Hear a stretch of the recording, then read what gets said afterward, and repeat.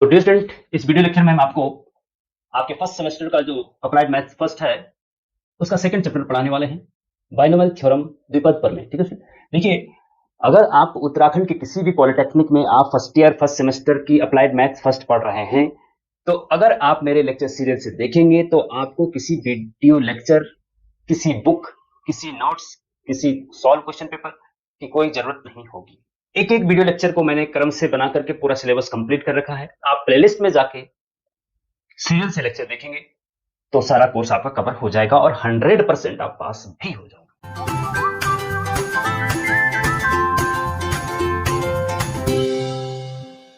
Binomial theorem द्विपद प्रमेय second chapter है ये अप्लाइड मैथ फर्स्ट का। इसमें सबसे पहले हम बता रहे हैं आपको कि बाइनोमियल एक्सप्रेशन क्या होता है। बाइनोमियल एक्सप्रेशन क्या होता है? ऐसा एक्सप्रेशन जिसमें दो टर्म हो। बाइनोमियल, बाइनोमियल, बाइनो मतलब दो पद। हाँ, नाम से ही स्पष्ट है। बाइनोमियल हिंदी में इसको द्विपद कहते हैं। बाइनोमियल को क्या कहते हैं? द्विपद कहते हैं। जैसे x प्लस ए, दो टर्म है ना, एक x पहला टर्म, दूसरा टर्म a। जैसे x माइनस ए, ये भी बाइनोमियल है। एक्स स्क्वायर प्लस 2, ये भी बाइनोमियल है। x प्लस ए प्लस 5, ये भी बाइनोमियल है। X square plus A square, ये भी बाइनोमियल है। etc etcetera. अगर मैं कहूं कि x स्क्वायर केवल, तो ये बाइनोमियल नहीं है। ठीक है, ये बाइनोमियल नहीं है। या फिर मैं ये कहूं कि x square plus 2x plus 5, तो ये बाइनोमियल नहीं है, ट्राइनोमियल है। ये तीन पद है इसमें। ठीक है, तो बाइनोमियल ये होते हैं। ठीक है, ओके, समझ में आ गया बाइनोमियल क्या होता है। ओके, अब चलते हैं नंबर 2 पे। बाइनोमियल थ्योरम क्या होती है? अब जब आपको बाइनोमियल एक्सप्रेशन पता चल गया तो अब बाइनोमियल थ्योरम को समझिए। बाइनोमियल एक्सप्रेशन की पावर को सीरीज में एक्सप्रेस करना या खोलने का तरीका ही बाइनोमियल थ्योरम है। जैसे जैसे x प्लस ए है ना, ये बाइनोमियल है। इसकी कोई पावर है 1 है, तो इसको एक्सप्रेस करना है, इसको खोलना, तो इसको खोलेंगे तो x प्लस ए ही आएगा। अगर x प्लस ए की पावर 2 है, इसको खोलेंगे तो इसको खोलने का तरीका यही है ना, बाइनोमियल की जो पावर है फिर उसको सीरीज में खोलना। इस बाइनोमियल की पावर करो, उसको सीरीज में खोलना का जो तरीका होता है वो बाइनोमियल थ्योरम होता है। ये बाइनोमियल थ्योरम किसी गणितज्ञ ने दी है और उसको प्रूफ भी किया जा सकता है, लेकिन यहाँ पे आपके सिलेबस में प्रूफ नहीं, तो हम प्रूफ नहीं करेंगे, सीधे बाइनोमियल थ्योरम को याद रखेंगे। ठीक है, तो x प्लस ए का स्क्वायर है, इसको खोलना हो तो कैसे खोलेंगे? तो ये तो आपको पता है, a प्लस बी का होल स्क्वायर, ये तो आपको पता है। a प्लस बी का होल स्क्वायर बराबर होता है a square plus B square, या फिर 2ab बीच में लिख सकते हैं, और b square, a square plus B square plus 2ab है ना। तो इसी के आधार पे X square plus 2 X A plus A square sorry, लिख सकते हैं ना, बिल्कुल लिख सकते हैं। x प्लस ए का क्यूब, इसका क्या होगा? तो a cube plus 3 x square a plus 3 x a square plus a cube, a plus b. हाँ, ए प्लस बी का होल क्यूब का फॉर्मूला तो आपको पता होगा, a cube plus b cube. हाँ, a cube plus b cube plus 3 a square b plus 3 a b square, है ना, ये होता है। तो हमने ए क्यूब बाद में, ठीक है, कोई दिक्कत? कोई दिक्कत नहीं। ए प्लस बी का होल क्यूब, ये ऐसा खुलेगा। ए क्यूब बाद में लिए, वहां पे ए क्यूब प्लस बी क्यूब पहले लिख दिया फॉर्मूला के अकॉर्डिंग। आप चाहो तो इसको यहां लिख सकते हैं, ठीक है ना। तो इस प्रकार से स्टूडेंट इसको किसी बाइनोमियल की पावर को सीरीज के रूप में एक्सप्रेस करना ही बाइनोमियल थ्योरम है। अब यहां पे धीरे धीरे हम कहें कि भाई बताइए x प्लस ए की पावर 7 या 4 5 6 7, तो जब बड़ी पावर होती है स्टूडेंट तो फिर इसको सॉल्व, क्योंकि फॉर्मूला हमारा ए क्यू तक याद रहता है हमको मैक्सिमम, ए की पावर ए प्लस बी की पावर 4 का फॉर्मूला भी याद नहीं रहता है ना। तो कैसे निकालेंगे उसको? और अगर पावर 7 आ गई या 12 आ गई तो फिर कैसे एक्सप्रेस करेंगे? तो फिर इसको एक्सप्रेस करने का तरीका ही बाइनोमियल थ्योरम है। अगर आपको बाइनोमियल थ्योरम पता है, याद है, तो आप x प्लस ए की कितनी भी पावर हो उसको आप एक्सप्रेस कर सकते हैं। जैसे स्क्वायर और क्यूब और वन को किया आपने एक्सप्रेस, इनको तो इसलिए कि आपको पता था, लेकिन इसको तभी कर सकते हैं जब बाइनोमियल थ्योरम आपको पता होगी। तो इसको एक्सप्रेस में, तो देखिए एक चीज मैं एक बता दूं आपको कि जब भी x प्लस ए की पावर 7 को एक्सप्रेस करना हो तो पहला पद जो आएगा वो x पावर 7 ही आएगा। जो x है ना, x इसकी power 7 plus dash dash dash dash last पद जो आएगा वो a की पावर 7 ही आएगा। पहला पद x की पावर 7 और लास्ट पद a की पावर 7, ये कंफर्म है। जैसे एक्स क्यूब पहला पद और ए क्यूब लास्ट पद, जैसे एक्स स्क्वायर पहला पद और ए स्क्वायर लास्ट पद, एक्स पहला पद ए लास्ट पद। ठीक है, एक चीज ध्यान रखना कि जब भी इस प्रकार से एक्सप्रेशन आप करेंगे तो x प्लस ए की पावर 7 है तो x पहला पद x power 7 plus dash dash last पद a की पावर 7, x प्लस ए की पावर 10 है तो पहला पद x की power 10 plus dash dash last पद a की पावर 10। याद रख लेना, काम आता है कब। ठीक है, दूसरा पदों की संख्या। अब देखो अगर पावर एक है तो पदों की संख्या एक्सप्रेस करने पे पावर कितने पद आए, दो पद। पावर एक है तो पदों की संख्या एक ज्यादा, दो पद आएंगे, एक दो। पावर दो है तो पदों की संख्या तीन, एक ज्यादा, एक दो तीन, है ना। पावर तीन है तो पदों की संख्या चार, एक दो तीन चार। पावर सात है तो पदों की संख्या कितनी होगी इसमें, आठ। ठीक है स्टूडेंट, तो जो पावर होती है पदों की संख्या उससे एक ज्यादा होती है। ध्यान रखना इस चीज को, बहुत इंपॉर्टेंट है, हर बार ये पूछा जाता है। लेकिन उसमें भी कंडीशन अगर नेगेटिव पावर हो तो तब अलग है, अभी आगे बताऊंगा। ठीक है,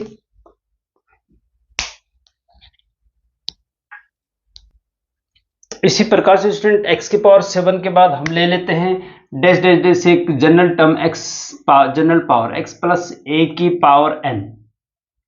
ठीक है, n एक पॉजिटिव इंटीजर है, n एक पॉजिटिव इंटीजर है। पॉजिटिव इंटीजर का मतलब 1 2 3 4 5 6 7 8 9 10 ही होगा, 5.2 नहीं होगा, मतलब फ्रैक्शन में नहीं होगा, या नेगेटिव नंबर नहीं होगा, -5 नहीं होगा, या जीरो भी नहीं होगा। पॉजिटिव इंटीजर का मतलब नेचुरल नंबर। ठीक है, तो x प्लस ए की पावर n का प्रसार करना हो तो मतलब कहने का यह है कि अगर पावर बड़ी हो तो फिर बाइनोमियल थ्योरम का यूज करना पड़ता है। और बाइनोमियल थ्योरम ये है x प्लस ए की पावर n इक्वल टू, याद रखिएगा बहुत इंपॉर्टेंट है, NC0 जो पावर होती है ना वहां से शुरू करते हैं, n जो पावर n, NC0 और 0 फिर NC1 NC2 NC3। ठीक है, C आपको पता है कॉम्बिनेशन है, जो पिछले चैप्टर में आपने पढ़ा है। इनटू x की पावर जो पहला पद है उसकी पावर दिस माइनस दिस करते हैं, n माइनस 0 इनटू दूसरा पद a, इसकी पावर जो नीचे होती है c के बेस में वो रखते हैं, फिर प्लस NC1। याद रखना इसको, बहुत इंपॉर्टेंट है इसलिए एक एक करके मैं बता रहा हूं। हाँ, ये बहुत इंपॉर्टेंट है, याद रखनी है पूरी थ्योरम। NC0 के बाद NC1 आता है ना दूसरे पद में, प्लस है बीच में, फिर दूसरे NC1 इंटू एक्स की पावर। अब एक्स की पावर क्या होगा, this minus this, n minus 1, और a की पावर क्या होगा, 1 होगा जो नीचे होता है। ठीक है, प्लस NC2 और x की पावर क्या हो जाएगा, n माइनस 2, a की पावर 2। ठीक है, plus dash dash dash dash dash करते करते आप एक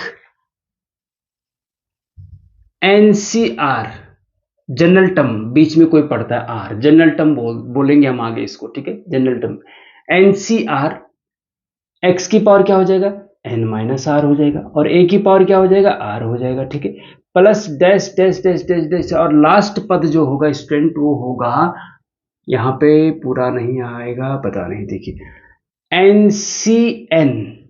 ये कहां तक जाएगा, जब तक ऊपर वाले के बराबर ना आ जाए नीचे तब तक आप चलते जाएंगे, NCN लास्ट होगा।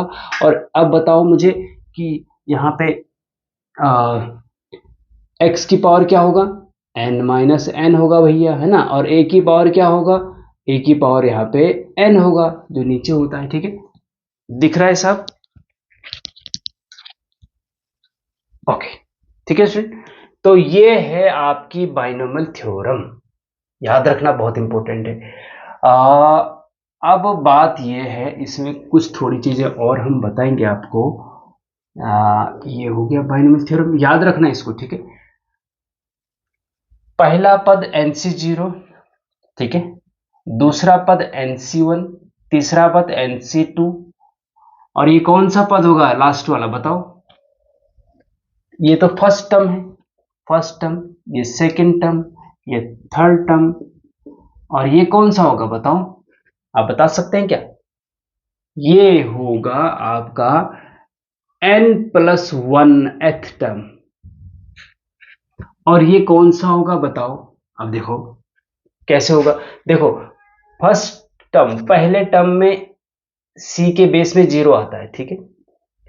जब c के बेस में 1 आएगा तो वो दूसरा पद होगा, एक ज्यादा, 1 आएगा तो दूसरा पद, 2 आएगा तो तीसरा पद कहलाता है। देखो जब 2 आएगा तो तीसरा पद कहलाता है, ठीक है। जब n आएगा तो एक ज्यादा, मतलब n+1th टर्म है ये, ठीक है। और ये कौन सा टर्म होगा बताओ? ये वाला r है ना, यहाँ पे r बेस में, तो एक ज्यादा, मतलब r+1th टर्म है ये, ठीक है। तो फर्स्ट से लेकर यहां तक कितने टर्म हो गए टोटल? n+1 हुए ना। तो मैंने अभी बताया पीछे कि जब पावर n होती है तो पदों की संख्या एक ज्यादा होती है, n+1।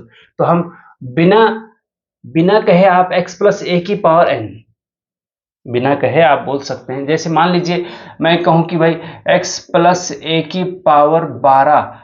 के प्रसार में, के एक्सपेंशन में पदों की संख्या कितनी बनेगी? तो आप बोलेंगे 12+1 = 13। आंसर सीधे सीधे बस ऐसे होगा, ठीक है। तो इस प्रकार से स्टूडेंट ये होगा। और देखिए फर्स्ट टर्म को T1 से डिनोट करते हैं, तो ये T1 = दिस बोल सकते हैं आप। सेकेंड टर्म को T2, थर्ड टर्म को T3, ठीक है। और फोर्थ टर्म को ये कौन सा टर्म हो जाएगा? TR+1, ठीक है। ये ध्यान रखना, ये बहुत इंपॉर्टेंट है, TR+1, r+1th टर्म TR+1।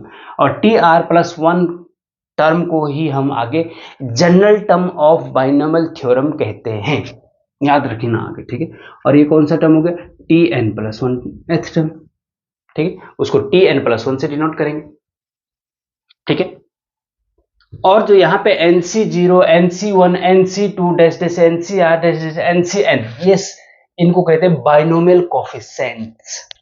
क्या? बाइनोमियल कोफिशिएंट, द्विपद गुणांक, ठीक है सर। तो स्टूडेंट इसमें जो n है वो एक positive, where n is a positive integer, ठीक है। n एक पॉजिटिव इंटीजर होगा, उसके अलावा नहीं होगा, तब ये काम करेगा। आगे बिना पॉजिटिव इंटीजर वाले का अलावा नेगेटिव इंटीजर या फ्रैक्शन में कोई नंबर है उसका एक्सप्रेशन कैसे करना वो हम आगे भी बताएंगे, आगे इसमें है अभी सिलेबस में, ठीक है। x+a⁴n = इसको सिंप्लीफाई थोड़ा करना है। तो देखिए NC0 की वैल्यू 1 होती है, आपको पता होना चाहिए, ठीक है। a की पावर, किसी की भी पावर 0 1 होती है। अब क्या बचा? x⁴n बचा, तो पहला पद क्या हो जाएगा? x⁴n ही रहेगा ना, ये 1 ही है, 1, ठीक है। प्लस आगे जैसा भी होगा, और लास्ट पद क्या रहेगा बताइए? NCN की वैल्यू भी 1 होती है और NC0 की वैल्यू भी 1 होती है, पीछे हम बता चुके हैं परमुटेशन कॉम्बिनेशन में। और x की पावर 0 हो जाएगी, ये भी 1 हो जाएगा, तो बचेगा क्या? a⁴n, ठीक है। तो पहला पद x⁴n और लास्ट पद a⁴n ही होगा, जैसे कि हमने पहले भी बताया। पहला पद x⁴n, दूसरा लास्ट पद a⁴n, ठीक है। थोड़ा सिंप्लीफाई करने के लिए बता दिए। अब not very important, not number 1, NC0, NC1, NC2 comma करके सारे NCN, ये आर कॉल्ड बाइनोमियल कोफिशिएंट, द्विपद गुणांक कहलाते हैं, ठीक है, याद रखना। Number 2, NC0 + NC1 + NC2 + NCN = क्या होता है? मतलब जो भी ये बाइनोमियल कोफिशिएंट NC0 से लेकर NCN तक जितने भी बाइनोमियल कोफिशिएंट हैं, x और a को छोड़ करके, ये बाइनोमियल कोफिशिएंट NC0, NC1 है, इन सब का अगर सम कर दें NC0 से लेकर NCN तक, तो इनका सम कितना होता है? इनका सम कितना होता है? तो इनका सम होता है 2 की पावर n, याद रखना, ये बहुत इंपॉर्टेंट है। इनका सम होता है 2 की पावर n, ठीक है स्टूडेंट, याद रखना इसको, बहुत इंपॉर्टेंट है।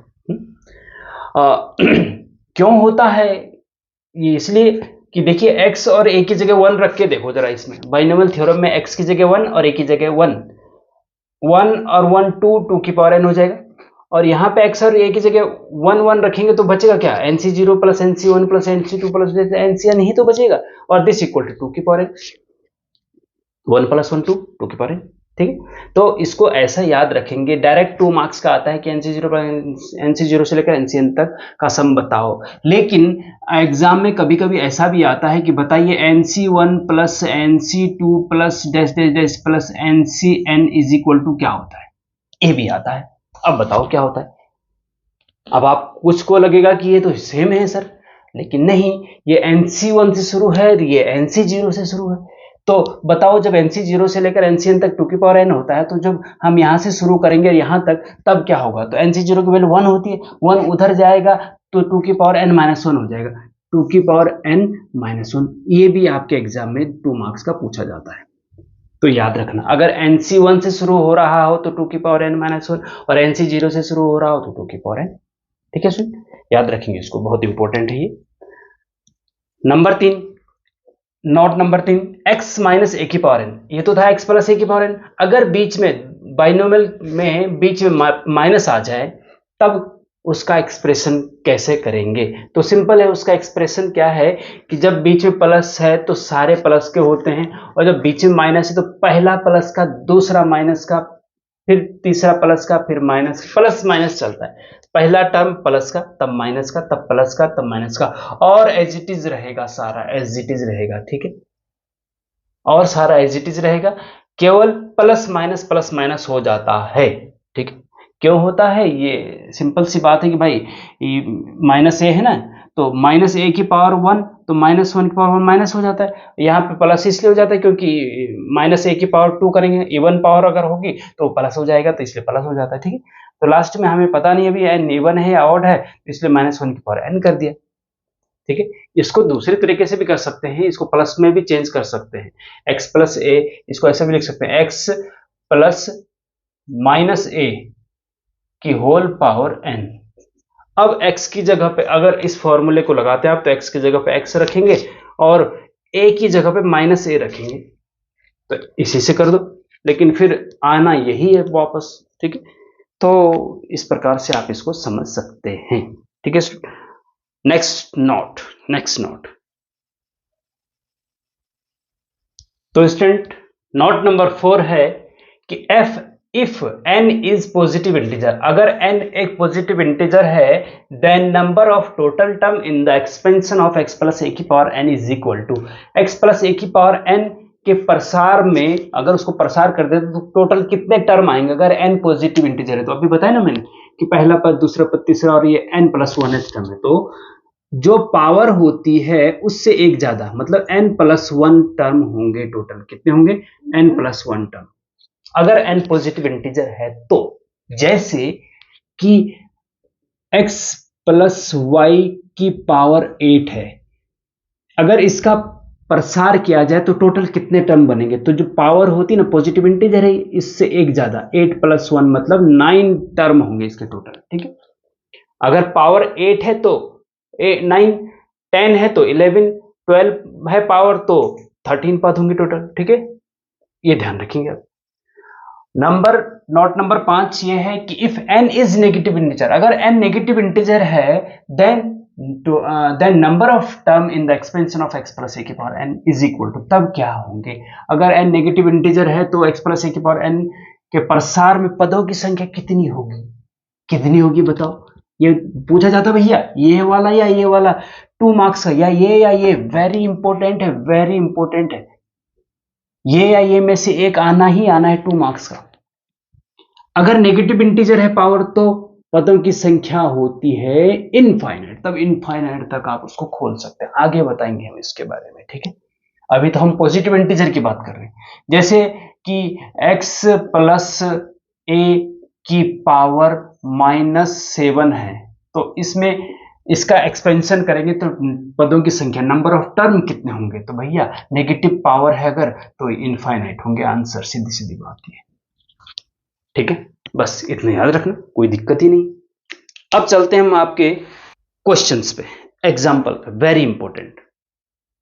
स्टूडेंट शुरू करते हैं एक एग्जाम्पल से। Example number 1, using binomial theorem expand the function x plus 3 की पावर 5। ठीक है स्टूडेंट, मतलब आपको x प्लस 3 की पावर 5 का प्रसार करना है। ठीक है, ठीक है। अगर मैं इसमें ये होता, मान लीजिए x प्लस 3 की पावर 2 का प्रसार करो, तो क्या करते आप? Simple formula a plus B का whole square, A square plus B square मतलब 3 का स्क्वायर मतलब 9, और plus 2ab, 2 into 3 into x मतलब 3 दूना 6x, 6x आ जाता है। ठीक है, ये तो कर देते, लेकिन पावर 5 है और अब इसका प्रसार करना, ये भी लिखा हुआ कि यूजिंग बाइनोमियल थ्योरम। ठीक है, तो अगर आपको बाइनोमियल थ्योरम पता है साथियों, बच्चों, तो आप जो है आसानी से साथियों बच्चे एक साथ बोल देंगे, कोई बात नहीं, है ना? तो अगर बाइनोमियल थ्योरम का एक्सपेंशन आपको पता है तो इसको आप आसानी से कर सकते हैं। अब देखिए, पहले आप लिखेंगे वी नो दैट, हम जानते हैं। हाँ, क्या जानते हैं? हम कुछ नहीं जानते हैं। हाँ, जानते हैं कुछ की नहीं, बताइए। We know that x plus a की power n is equal to क्या होता है? एन सी जीरो, एक्स की power n minus zero, a की पावर जीरो, है ना? बताया ना मैंने कि एन सी जीरो से शुरू करते हैं, जो पहले वाला पद है उसकी पावर दिस माइनस दिस करते हैं, जो दूसरा वाला पद है उसकी पावर ये बेस वाला रखते हैं, फिर प्लस एन सी जीरो के बाद एन सी वन आएगा, एक्स की power this minus this, n minus one into a की पावर ये नीचे वाला वन आ जाएगा। ठीक है जी, plus n C two, x की power n minus two, a की power 2 plus dash dash dash dash, कहाँ तक जाता है बताओ भैया? कहाँ तक जाता है? n तक जाता है, जब तक नीचे n नहीं आ गया, जितना ऊपर है उतने तक, जब तक वो नहीं आ जाता तब तक करते रहेंगे, है ना? तो ये हो जाएगा एन सी एन, एक्स की पावर n माइनस एन और ए की पावर n। ठीक है, तो हम इसको जानते हैं, इसलिए दिस इक्वल टू दिस है, तो x प्लस 3 की पावर 5 इज इक्वल टू क्या होगा बताइए भैया? है सिंपल सी बात है, यहां पे x की जगह तो x ही है, पहला पद x है, दूसरा पद a की जगह पे यहां पे 3 है और n की जगह पे 5 है, तो जो लेफ्ट साइड में है उसमें एक x की जगह पे x है, तो इधर सारी जगह x एज इट इज रहेगा जैसा है। ठीक है, n की जगह पे जहां जहां n है वहां 5 लिखा जाएगा, क्योंकि पावर 5 है ना भैया, है ना? ठीक है, और एक ए जहां जहां है ए की जगह 3 लिख देंगे, खत्म बात। ठीक है, तो कहां से एनसी जीरो से शुरू होगा ना, ये 5C1 से 5C0 से शुरू होगा, कहां से होगा? 5C0, n की जगह 5C0, और पहला पद x दिस की पावर दिस माइनस दिस मतलब 5 माइनस जीरो, और दूसरे पद मतलब 3, 3 की पावर कितना हो जाएगा भैया? 0 हो जाएगा, है ना? प्लस फिर 5C1, x की power this minus this 5 minus 1 और 3 की पावर 1, है ना? प्लस 5C2, x की पावर 5 माइनस 2 और 3 की पावर 2, समझ रहे हैं बात को, है ना? प्लस 5C3, x की पावर 5 माइनस 3 और a की पावर 3 प्लस 5C4, x की पावर 5 माइनस 4 और a की पावर 4 प्लस अगला पद क्या आएगा बताओ? 5C5, 5 4 के बाद 5 आएगी ना, 5C5, x की पावर 5 माइनस 5 और a की पावर 5। अब अगला पद भी आएगा कि नहीं आएगा बताओ? नहीं आएगा, क्योंकि जब यहाँ पे नीचे जो है इसके बराबर आ जाता है तब अगला नहीं आएगा, तो 5C6 नहीं लिखेंगे, इससे बड़ा नहीं हो सकता है, मैंने पहले भी बताया, इससे बड़ा नहीं हो सकता है। मैंने परमुटेशन कॉम्बिनेशन में बताया कि एनसीआर में जो है ना, एनसीआर में आर जो है less than equal to N रहेगा, आर एन के बराबर या छोटा रहेगा, उससे बड़ा नहीं हो सकता है ना, बताया था ना एनसीआर में। तो जैसे ही यहाँ पे इसके बराबर आ जाता है तो वहीं से रोक देंगे। अब एक चीज और आपको पता चली होगी, मैंने पीछे बताया था कि जब x प्लस 3 की पावर 5 होता है तो पद इसके प्रसार में, एक्सपेंशन में पदों की संख्या टोटल कितनी होती है? 6 होनी चाहिए, जो पावर है उससे एक ज्यादा होनी चाहिए, है ना? होनी चाहिए ना? हाँ, तो देखो जरा है एक ज्यादा कि नहीं? एक पद, दो पद, तीन पद, बीच में प्लस है ना, प्लस के बाद दूसरा पद शुरू होता है, 4 पद, फिर प्लस, फिर 5 पद, फिर प्लस, फिर 6 पद, 6 पद हो गए। ठीक है, जब पावर 5 है तो पदों की संख्या 6 होगी, एक ज्यादा होगी। ठीक है, तो ये इसका प्रसार भैया हमने ये कर दिया है। अब इसको थोड़ा सा सिंप्लीफाई भी करना चाहिए, है ना? करना चाहिए, देख ध्यान ध्यान से देखना। हाँ, इज इक्वल टू, देखिए 5C0 की, देखिए आपको पता है परमुटेशन कॉम्बिनेशन में अपना NC0 की वैल्यू क्या होती है? NC0 की वैल्यू 1 होती है और NCN की वैल्यू भी 1 होती है और NC1 की वैल्यू क्या होती है? उसकी वैल्यू n होती है, ठीक है ना। तो 5c0 की वैल्यू 1, ठीक है, 5c0 की वैल्यू 1 और 3 की पावर किसी की पावर 0 होती है उसकी वैल्यू 1, तो ये भी 1 ये भी 1, बचा क्या है x की पावर 5 बचा, 5 माइनस 0 5, ठीक है, प्लस 5c1 nc1 की वैल्यू n होती तो 5c1 की वैल्यू 5 होगी, ठीक है, और x की पावर इंटू इंटू हाँ x की पावर, अच्छा चलिए एक चीज और करते हैं हम साथ में, 5c1 की वैल्यू 5 है और 3 की पावर 1 3, तो 5 इंटू 3 15, 5 3 15 15, और x की पावर क्या बचेगा 4 बचेगा भैया, 5 माइनस 1 4 हो गया है ना। प्लस अब देखो 5c2 की वैल्यू क्या होगी, 5c2 की वैल्यू निकाल सकते हैं आप, 5c2 5 से शुरू करो और एक एक कम करते जाओ, 5 इंटू 4, और लेकिन जितना नीचे ले उतने पदों तक, 5 इंटू 4 बस 2 ही पदों तक जाए क्योंकि नीचे 2 है, और नीचे 2 का फैक्टोरियल 2 इंटू 1, तो 2 दूना 4 5 दूना 10, तो कहने का मतलब है 5c2 की वैल्यू कितनी आई है 10 आई है, इसकी वैल्यू कितनी आई 10 आई, और 3 का स्क्वायर कितना होगा 3 3 9, और 9 गुणा 3 करेंगे, सॉरी 9 गुणा 10 करेंगे तो कितना हो जाएगा 90 हो जाएगा जी, 90 हो जाएगा, और x की पावर क्या हो जाएगा 5 माइनस 2 3 हो जाएगा जी, ठीक है, समझ रहे बात को, ओके। प्लस अब 5c3, अब देखिए एक इंटरेस्टिंग चीज है यहाँ पे, 5c3 है ना, जो 5c3 को आप 5 माइनस 3 लिख सकते हैं ना, हमने बताया ना पीछे एक परम्यूटेशन कॉम्बिनेशन में NCR is equal to NCN minus R लिख सकते हैं, C के लिए था ही, तो जब नीचे वाला नंबर इसके आधे से ज्यादा हो, ऊपर वाले के आधे से ज्यादा हो, तब ये वाला फॉर्मूला लगा देना चाहिए, ठीक है, तो आधा इसका 2.5 है, 2.5 से ज्यादा है 3, तो ये वाला फॉर्मूला 5c3 को 5 माइनस 3 मतलब 5c2 लिख सकते हैं, 5c3 को 5c2 लिख सकते हैं, 5c3 की वैल्यू वही आएगी, 5c2 की वैल्यू वही आएगी, तो 5c2 की ऑलरेडी निकल चुकी है, इसलिए 5c3 इक्वल टू 5c2, तो इसका 10 आ जाएगा, इसका क्या आ जाएगा 10 आ जाएगा, 10 आ जाएगा, 5c3 की वैल्यू 10 आ गया, और जब 10 आया भैया, और ओ सॉरी यहाँ पे भैया हमने ए लिखा क्या फिर से, ओ सॉरी हाँ ए, पढ़ने वाले बच्चों को पता चल गया होगा पहले कि ये गलती हो गई है, ठीक है, कोई दिक्कत नहीं है ना, ए की जगह 3 रखना था ना, यहाँ इधर तक रख दिया था, इधर से फिर से ए रिपीट कर दिया हमने, कोई दिक्कत नहीं, ठीक है, ठीक है, हाँ 5c3 की वैल्यू 10 हो गई, 5c2 की वैल्यू 10, और 3 का क्यूब कितना होता है 3 गुणा 3 गुणा 3 3 3 होती है 27, 27, और 27 इंटू 10 करेंगे तो कितना हो जाएगा भैया, 27 इंटू 10 करेंगे तो 270 हो जाएगा, 270 हो जाएगा, और x की पावर कितना रहेगा जी, x की पावर मान लीजिए 2 रहेगा, ठीक है जी। एक पैटर्न और दिख रहा होगा आपको कि जो पहला वाला पद है ना, उस x की वैल्यू जो है घटती जा, अभी बताऊंगा, चलो छोड़ो अभी, छोड़ो इसको पूरा कर लो पहले, हाँ ये हो गया, प्लस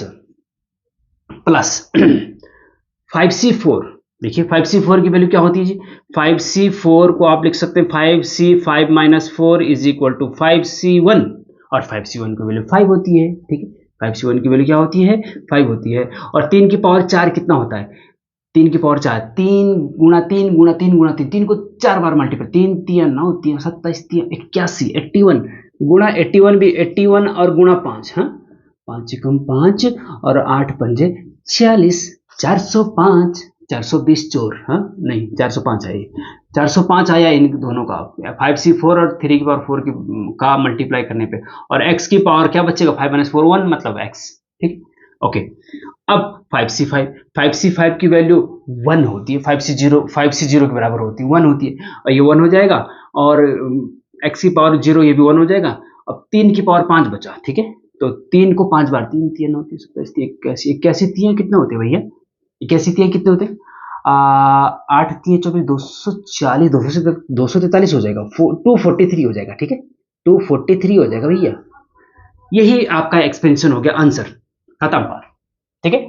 ये फाइनल अगर इस प्रकार से क्वेश्चन आता है, बहुत बार पूछा गया है, using binomial theorem expand the function of this, इसको एक्सपेंड करना है, अगर समय आपके पास कम है तो आप इतना एक्सपेंड करके भी छोड़ सकते हैं, क्योंकि इसमें कैलकुलेशन थोड़ा ज्यादा हो सकती है, और अगर भाई स्पीड है तो जल्दी जल्दी भी आप कर लेंगे, कोई दिक्कत वाली बात नहीं है, ठीक है स्टूडेंट।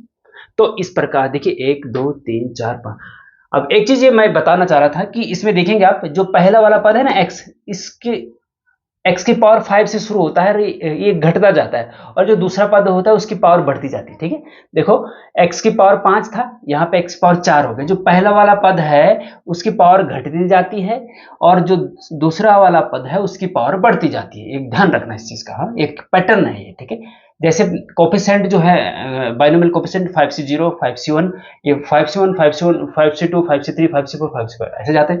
और जो पहला वाला पद है x की पावर 5, फिर x पावर 4 हो गया, x की पावर 3 हो गया, x पावर 2 हो गया, x पावर 1 हो गया और x पावर 0 हो गया। ठीक है, 5 से लेकर 0 तक जाएगा, और एक 0 से लेकर 5 तक जाएगा। दूसरा पद 3 है ना, ये इसकी पावर 0 से शुरू होगी, 0 फिर 1 फिर 2 फिर 3 फिर 4 फिर 5 तक जाएगा 3। ठीक, ऊपर भी देख रहे होंगे आप, x की पावर n से शुरू होकर के x की पावर n माइनस 1 एक कम हो जाता है, कम कर 0 पे, और a की पावर 0 से शुरू होकर बढ़ते बढ़ते बढ़ते a की पावर n तक जाएगा। ठीक है, तो पहला वाला पद की पावर घटती जाती है और दूसरे वाले पद की पावर बढ़ती जाती है जैसे जैसे एक्सपेंशन आगे बढ़ता है। ठीक है, इसको भी जरा दिमाग में रखेंगे, इंपॉर्टेंट है। ठीक है,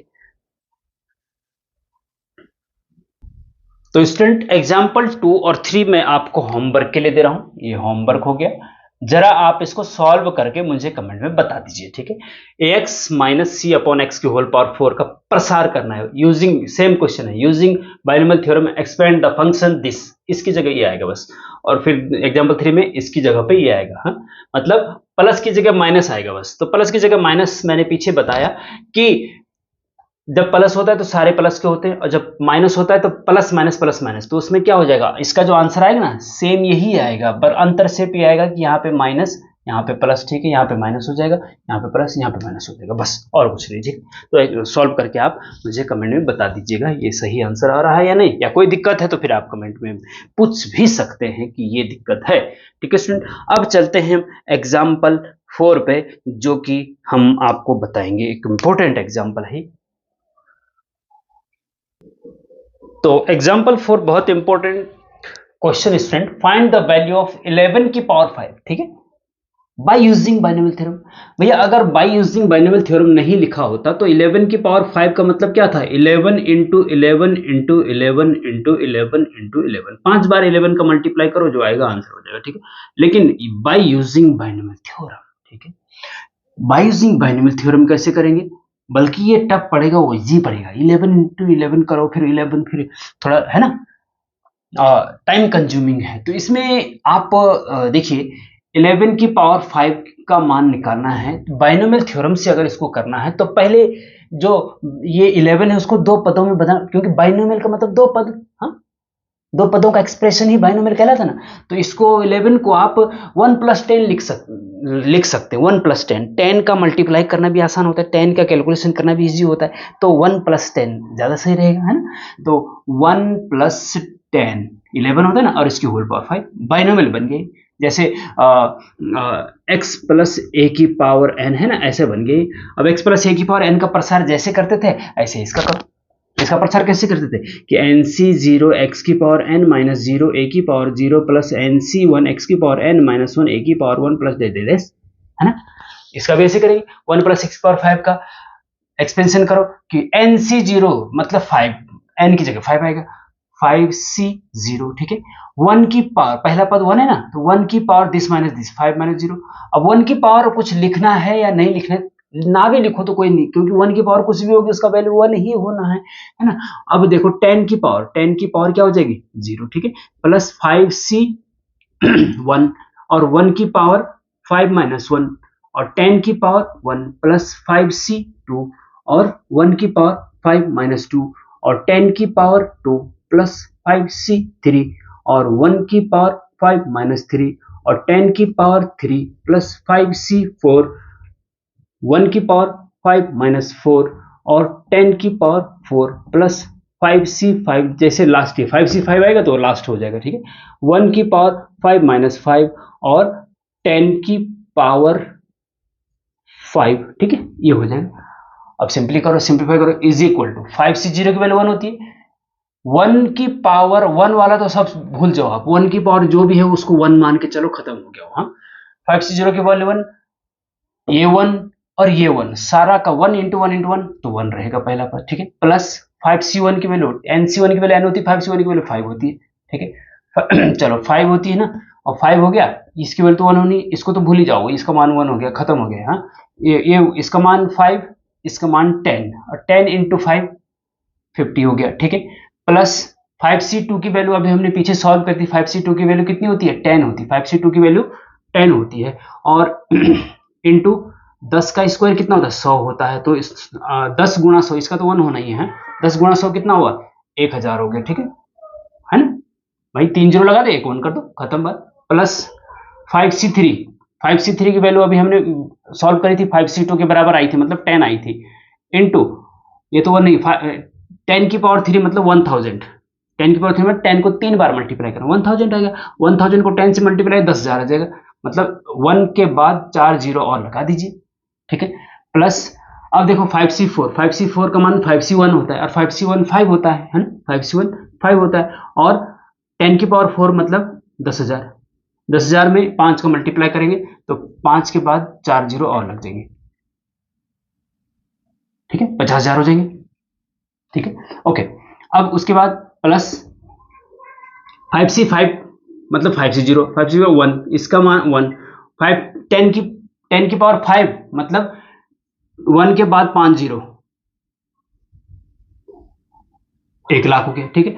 अब इन सबको जोड़ दीजिए भैया, जोड़ दीजिए, सिंपल सी बात है, कैसे जोड़ेंगे, देखो एक पहला यूनिट डिजिट 0 0 0 1 सब जोड़ेंगे तो 1 आ जाएगा ना, है ना, टेंस डिजिट और टेंस डिजिट, हाँ ये हो चुका है, तो 5 0 और 5 सब जोड़ेंगे तो 5 आएगा, कोई दिक्कत नहीं, ठीक है। अब हंड्रेड्स डिजिट 0 ही आएगा भैया, 10,000 डिजिट नहीं, 1000 डिजिट 1 आया भैया, 1 आया, ठीक है। 10,000 डिजिट 5 एक 6 आया भैया, हाँ। फिर 10,000वीं डिजिट 1 आ गया,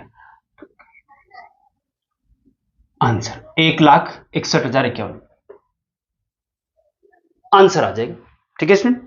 तो इस प्रकार से आप इसको सॉल्व कर सकते हैं बाइनोमियल की हेल्प से, ठीक है। कोई क्वेश्चन हो तो कमेंट में पूछ सकते हैं आप।